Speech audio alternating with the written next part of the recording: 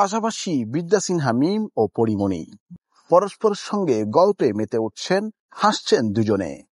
তাদের পাশাপাশি দেখে সবাই হতবাক, কারণ পরীর সাবেক স্বামী ও অভিনেতা শরীফুল রাজকে নিয়ে এই দুই নায়িকার মধ্যে মনোমালিন্যের কথা সবার জানা। দিন কয়েক আগে ঢাকা ফ্যাশন ডে 2024 নামের এক অনুষ্ঠানে একসঙ্গে দেখা যায় মিম ও পরীকে। তাদের গলাগলি দেখে সবার মনে প্রশ্ন, তবে কি দ্বন্দ্ব মিটল এই দুই নায়িকার? বিষয়টি নিয়ে গণমাধ্যমে কথা বলেছেন মিম। তিনি জানিয়েছেন, অতীতে সেসব ঘটনার জন্য তার কাছে ক্ষমা চেয়েছেন পরিমণি। মিম বলেন, 2 বছর আগে পরিমণি একটি মিথ্যা স্ট্যাটাস দিয়ে আমাকে সবার সামনে অপমান করেছিল, হেয় করেছিল। আমি খুব কষ্ট পেয়েছিলাম। এরপর থেকে আমি এড়িয়ে চলি তাকে। এদিন স্টেজে ওঠার আগে মঞ্চের পেছনে সবার সঙ্গে আমিও দাঁড়িয়ে আছি।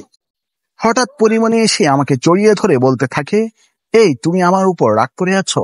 আমি সরি, ওসব কথা আর মনে রেখো না, সব ভুলে যাও। মিম জানান, এতে তিনি অপ্রস্তুত হয়ে পড়েছিলেন।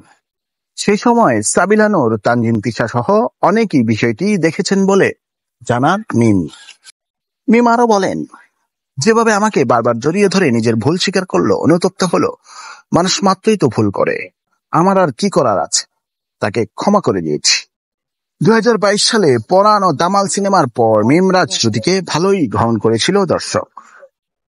সে সময় শরীফুল রাজের সঙ্গে মিমকে জড়িয়ে এক বিস্ফোরক স্ট্যাটাস দেন রাজের তখনকার স্ত্রী চিত্রনায়িকা পরিমণি। মিমের উদ্দেশ্যে এক ফেসবুক পোস্টে পরিমণি দাবি করেছিলেন, মিমের কারণে রাজের সঙ্গে তার সংসারে সমস্যা হচ্ছে। পরিমণির অভিযোগ ছিল, মিমের সঙ্গে শরীফুল রাজের সম্পর্ক আছে, যে কারণে তাদের সংসারে টানাপোড়েন চলছে।